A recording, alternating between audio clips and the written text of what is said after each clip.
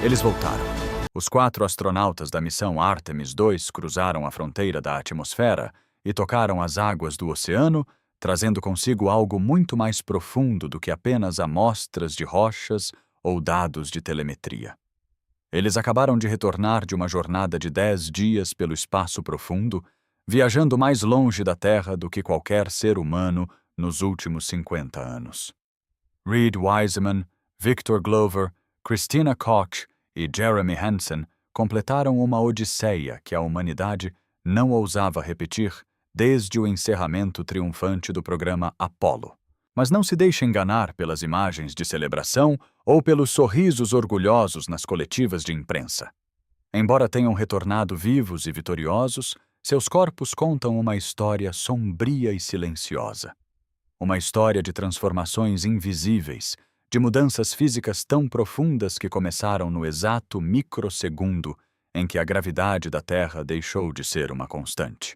Mesmo agora, sentados em solo firme, seus organismos continuam a lutar para entender o que aconteceu. Neste vídeo, eu vou te mostrar exatamente o que o espaço profundo fez com a biologia desses heróis. Por que isso acontece? E mais importante, por que esses danos são o maior obstáculo para o futuro da nossa espécie em Marte? Tudo começa com o arquiteto invisível da vida, a gravidade. Nós passamos cada segundo da nossa existência sob uma força implacável que nos empurra contra o chão. Você não sente, mas essa pressão é a única razão pela qual seus músculos têm tônus, seus ossos são densos e seu coração tem a força necessária para bombear sangue contra a resistência física. No momento em que essa força desaparece, o corpo humano entra em um estado de anarquia biológica. E isso acontece rápido, muito mais rápido do que você imagina. Os cientistas da NASA são diretos. Passar 10 dias no espaço profundo equivale a passar 10 dias de repouso absoluto em uma cama, sem mover um único dedo. Se você já ficou doente e passou apenas 2 ou 3 dias deitado, sabe a sensação de fraqueza ao tentar se levantar. Agora, multiplique isso por 10, em um ambiente de gravidade zero total, onde não existe resistência, peso ou esforço. Os músculos esqueléticos, as fibras que sustentam sua postura e permitem seu movimento, começam a se atrofiar de maneira severa em questão de horas. Sem a necessidade de sustentar o peso, o corpo entende que esses tecidos são gastos desnecessários de energia e começa a consumi-los. Mas o verdadeiro horror acontece nos ossos. Normalmente o osso é um tecido dinâmico que se fortalece sob carga. Sem gravidade, os ossos começam a excretar minerais. Eles se tornam porosos, frágeis, transformando astronautas saudáveis em pessoas com sintomas de osteoporose avançada em tempo recorde. Pela primeira vez, essas medições não foram feitas na segurança da órbita baixa da Terra, mas no espaço profundo, onde o ambiente é significativamente mais hostil. Para tentar conter esse colapso, a cápsula Orion foi equipada com a Flywheel, uma máquina de resistência compacta, do tamanho de uma caixa de sapatos, capaz de simular cargas de até 180 quilos. Os astronautas lutaram contra a própria biologia todos os dias, mas no espaço profundo, a gravidade sempre dá a última palavra. Os danos, como veremos a seguir, são inevitáveis e deixam marcas que talvez nunca desapareçam. Superada já a barreira da degradação muscular, entramos em um fenômeno que altera a própria fisionomia dos astronautas: o deslocamento maciço de fluidos. Na Terra, a gravidade mantém o sangue e outros líquidos distribuídos de forma desigual, concentrando-os naturalmente nos membros inferiores. É uma balança hidrostática perfeita que o seu corpo gerencia sem que você perceba. No entanto, no momento em que a cápsula Orion atinge a microgravidade, essa balança quebra. Sem a força que puxa os líquidos para baixo, cerca de 2 litros de fluido migram das pernas em direção ao torso e à cabeça. O resultado é imediato e visualmente impactante, conhecido como o fenômeno da cara de lua cheia. O rosto de Reed Wiseman e seus colegas inchou, os tecidos faciais ficaram congestionados e os olhos adquiriram uma aparência permanentemente puff. Mas não se trata apenas de estética. Essa migração causa uma congestão nasal severa e constante. E aqui reside um efeito colateral curioso.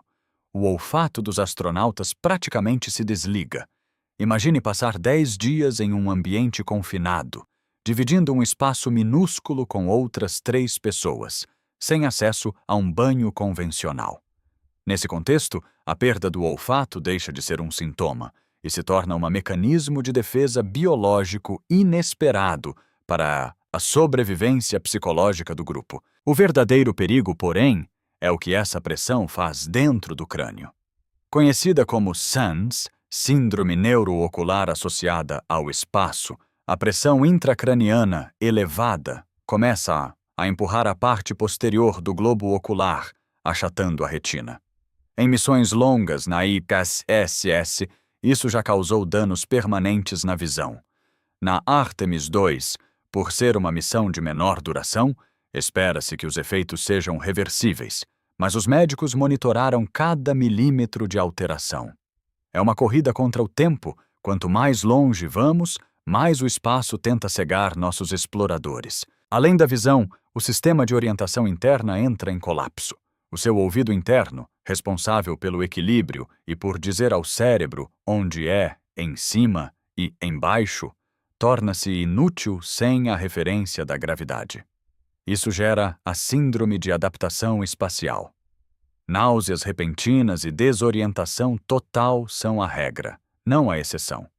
O cérebro precisa, literalmente, aprender a ver o mundo de novo. E o pior momento é o retorno. Quando a gravidade da Terra ataca novamente durante a reentrada, o sistema vestibular sofre um choque térmico biológico. Caminhar em linha reta torna-se impossível. A NASA chama isso de intolerância ortostática. Ao tentar ficar de pé, o sangue, que estava acumulado na cabeça, desce violentamente para as pernas por ação da gravidade recuperada. Sem oxigênio no cérebro, o desmaio é quase certo. Por isso, os astronautas da Artemis II utilizaram trajes de compressão de última geração, projetados para forçar o sangue a permanecer no tronco e garantir que eles pudessem sair da cápsula por conta própria. Eles voltaram para casa, mas o corpo deles ainda sente como se estivesse tentando flutuar. Se a atrofia muscular e o deslocamento de fluidos são batalhas físicas visíveis, agora precisamos enfrentar o inimigo invisível, aquele que mais tira o sono dos cientistas da NASA, a radiação. Aqui na Terra, vivemos sob a proteção de uma bolha magnética invisível, o campo magnético do nosso planeta, que desvia a maior parte das partículas carregadas vindas do Sol e do espaço profundo. Até mesmo a Estação Espacial Internacional, embora esteja no vácuo, orbita dentro dessa zona segura. Mas a missão Artemis II foi diferente. Ao cruzarem os cinturões de radiação de Van Allen, os 4 astronautas abandonaram o escudo protetor da Terra. Pela primeira vez em meio século, seres humanos foram expostos a níveis de radiação significativamente mais intensos, onde não há para onde fugir. E aqui reside um dilema cruel da engenharia aeroespacial: o blindagem. Você pode pensar, por que não colocar paredes de metal mais grossas na cápsula Orion? O problema é que isso tornaria a nave pesada demais para o lançamento. Pior ainda, quando a radiação cósmica de alta energia colide com o metal do blindagem, ela gera o que chamamos de radiação secundária. É como se o escudo, ao tentar parar uma bala, se estilhaçasse em 1000 pedaços menores, tornando o ambiente interno às vezes mais perigoso do que o externo. Essa radiação tem o poder de atravessar o tecido humano e colidir diretamente com o DNA das células. A curto prazo, 10 dias de missão não causam danos agudos imediatos, mas as cicatrizes genéticas podem aumentar drasticamente o risco de câncer, doenças cardiovasculares e efeitos neurodegenerativos décadas depois. É por isso que a Artemis II não foi apenas uma viagem, mas o laboratório biológico mais extremo já criado. Os astronautas participaram do programa Space Flight Standard Measures, doando amostras de sangue, urina e saliva para monitorar cada alteração em tempo real. Mas o experimento mais perturbador e futurista de todos foi o avatar biológico. Antes do lançamento, Os cientistas extraíram células da medula óssea de cada um dos 4 tripulantes e as cultivaram em dispositivos do tamanho de um pendrive, os organ chips, órgãos em chips. Esses chips, contendo tecido humano real de Wiseman, Glover, Koch e Hansen, viajaram dentro da Orion, expostos à mesma radiação e microgravidade que seus donos originais. A ideia é revolucionária. Enquanto os astronautas focavam em pilotar a nave, seus avatares em chip sofriam os impactos biológicos em um nível celular puro. Ao estudar esses chips, os cientistas podem observar como o espaço profundo ataca os órgãos humanos sem colocar a vida dos tripulantes em risco direto. Esses dados são a chave de ouro. O que aprendermos com esses chips determinará se os humanos que um dia viajarem para Marte chegarão vivos ao destino ou se sucumbirão no caminho. Apesar de todos os desafios biológicos e dos riscos invisíveis da radiação, há uma luz de esperança no fim desse túnel cósmico. Como a Artemis II foi uma missão estrategicamente curta, de apenas 10 dias, a ciência nos diz que a maioria desses efeitos devastadores é temporária. Com o tempo e a fisioterapia intensiva aqui na Terra, os músculos de Wiseman, Glover, Koch e Hansen recuperarão sua força total.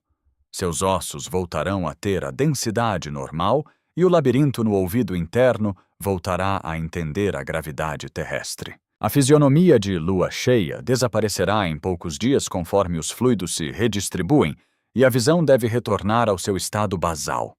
No entanto, há algo neles que nunca voltará ao que era antes, algo que não pode ser medido em exames de sangue ou ressonâncias magnéticas. A mente deles mudou para sempre. Os astronautas descrevem um fenômeno psicológico transcendente conhecido como o efeito panorâmico, Overview Effect.